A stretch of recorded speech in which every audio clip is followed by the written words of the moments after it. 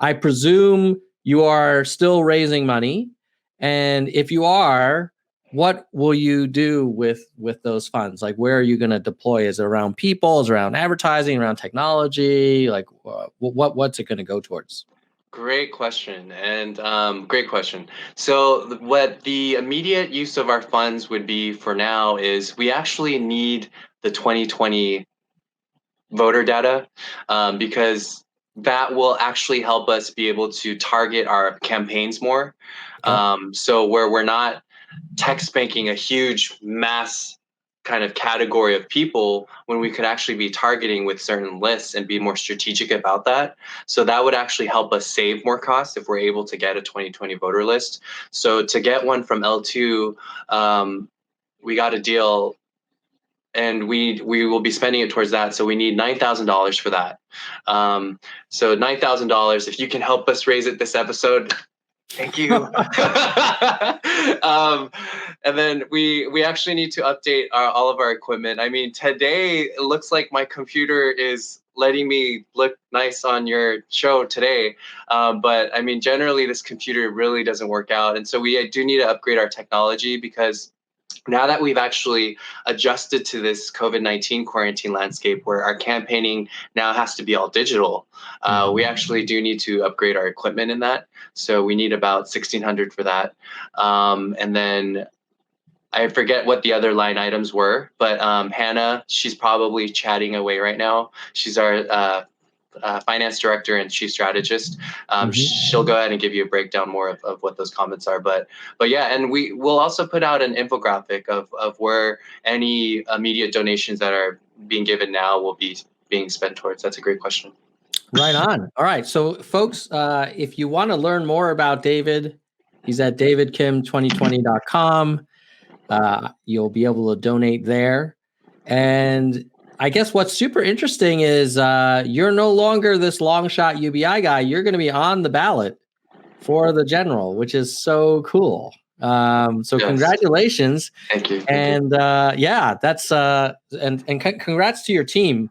Before we get to the audience questions, I have one last thing I was curious about. So I've heard Andrew say this himself, which was like, oh, well, you know, going from CEO of a company or organization to a political candidate, it's not a one-for-one transition, because you're busy basically, you know, doing interviews and raising money, but you're not as kind of operationally involved as maybe you might have been like when you were running or a partner at your firm. I was wondering, do you experience that as well? Like this whole dichotomy of like candidate versus CEO of the campaign? How does that play out for you? Yeah, I mean, I think last primary cycle, I would say, I think the experience was completely different. I think last primary cycle, it was still this small business type of similarities that were going into play, because to me, it seemed like that, because I had managed the Hollywood Lawyer, founded it before, and run that own business. And so to me, it was similar to that CEO type of kind of responsibilities and mindset. But then I think with our general cycle starting, like Tom, our team grew from it quadrupled like 5 times in size. And so that's why it took us a full month to reorganize everything. I know that there were a lot of eager people out there saying, David, we want to text bank and volunteer. How do we do it? We're like, okay, we need to reorganize the structure right now, because we were at a bandwidth of less than 10 people. Now we have like 30, 40, 50 people reaching out. And so we had to restructure that. But I think what's kind of taking place is now we're shifting into that, where now my team members are saying, no, David, you're not going on this call with us. And like, they're like, no, David, you're not doing that. Stop contacting the restaurant owners. Like, we have somebody that's doing that. Stop doing that. And I'm like, okay, I mean, this is great. Then I can just focus on like person-to-person connection more, and building within the community and connecting with people, and then also crafting policies and issues more, and doing podcasts and interviews and prepping for them more. And so it was just like, now I'm in this transition process where it's like, all right, okay, I know it's not personal. I don't know why I'm taking it as personal. No, I'm not. I'm kidding. I'm kidding. But it's like, all right. I mean, if you guys can have somebody take care of that, like even yesterday, one of our new data guys was like, David, you shouldn't be doing that. I should be doing it. And you took the work from me. And so, so I think we're going into that process where now I can just really focus on connecting with each person that I meet along the campaign trail and really be able to tune in more on a deeper level. And so I'm super grateful for that. Awesome. Yeah, it's I'm imagining that will be a hard transition for a former small business owner because you're so used to having complete control, from top to bottom. You know me. Well, yeah, it's I think a lot of us have to struggle with that when we kind of move into different kind of leadership roles and we're not able to get really into the details, because a lot of what made us successful was that we were into the details. And now for you to go to that next level, you got to let go a little bit. And that's what I'm learning. Yeah. That's what I'm learning, to be honest. Yeah. All right. Here's the first audience question from Zishan. He was, can you speak about electric versus gasoline cars?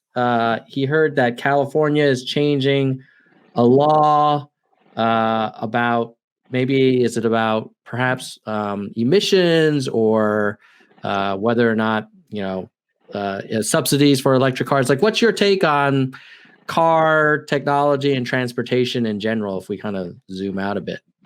Yeah, I mean, in regards to electric cars, I mean, we're eventually going to get to a point where gasoline cars shouldn't be sold because it just contributes more to the climate change. And I think what's awesome to see in California, and a lot of people are like, oh, California, they F up everything. But it's like, nah, like in this whole COVID-19 process, like despite whether you like Gavin Newsom or not, like California actually has been doing I mean, there's a lot more ways that it can definitely step up with rent freeze and mortgage suspension and in other ways, but it's actually been one of the leading states in how to respond to COVID-19 in that sense.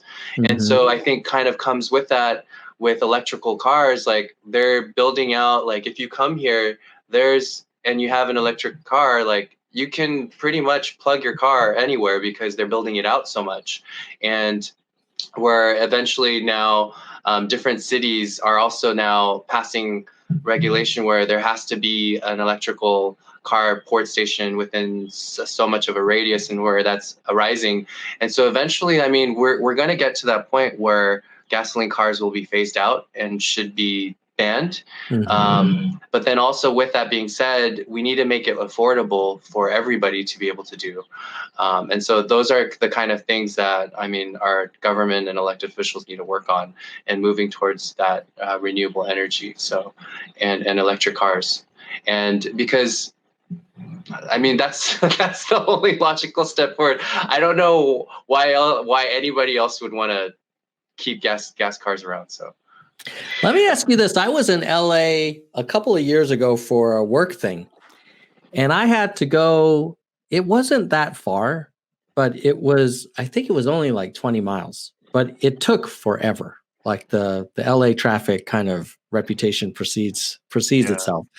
And I was coming because for the last few years, I've been living in Europe, in Switzerland, where we have a pretty strong kind of train system.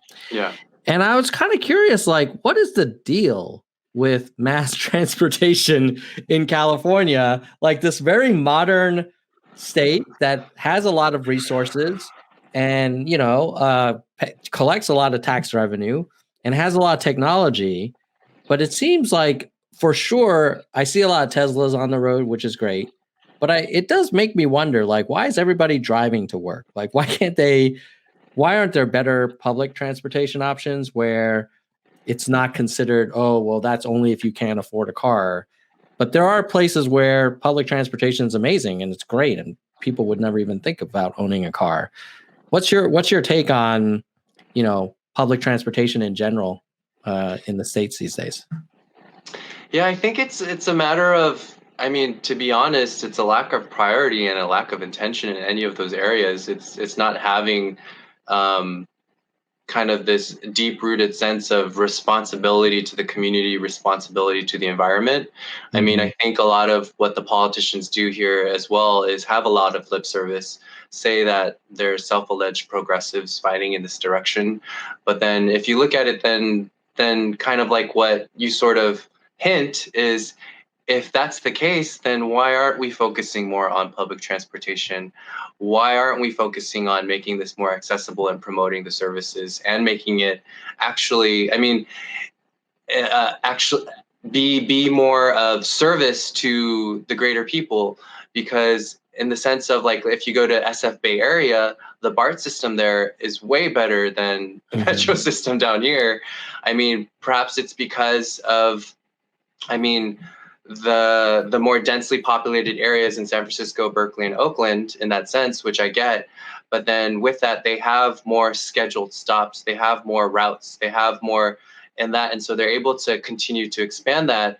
LA Metro, they started doing it in recent years, where now they're expanding the purple line, they're expanding the red line, and they're connecting it. But it's still at this point where LA is very, it's still, although we preach being green and being healthy and doing all of that, we actually waste a lot too, just with plastic, with everything in all sorts of in areas. And so there should actually be a movement addressing that, where, I mean, there's no need to really have one person a car, because when you're on the freeway, Tom, and you probably noticed it too, every single car, there's only one individual. Yeah. And they're driving to or from work.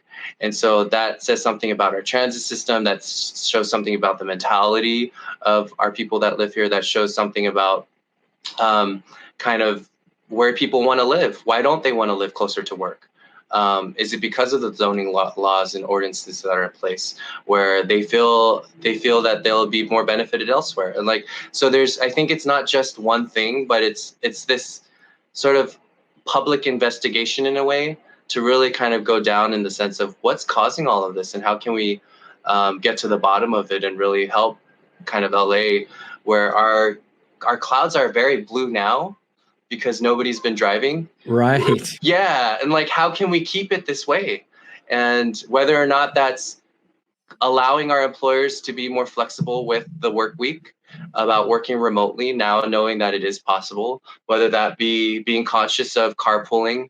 There's a lot of different carpool efforts that are rising as well, whether that be increasing public transportation. And I think it's also comes down a lot to, it just makes sense to build multi-dwelling units in highly densely populated areas near transportation. But because of how the local zoning laws and regulations are, we're not able to do that. So we needed somebody that's from the federal level to step in and say, hey guys, like, to go ahead and help save the environment and cut down on the cars right now as well. Like, doing this would actually help if we built a lot of multi-dwelling units in these high density traffic areas where the metro public stops are very accessible. Like, let's move towards this type of society and system. But I don't think there hasn't been that strong push at the state politics level for us yet. So yeah. Makes sense. Sugar Sweet has a question about the Asian American community, accepting you as a Democrat, that they can be a tough crowd. What's the reaction been like when you go to those churches?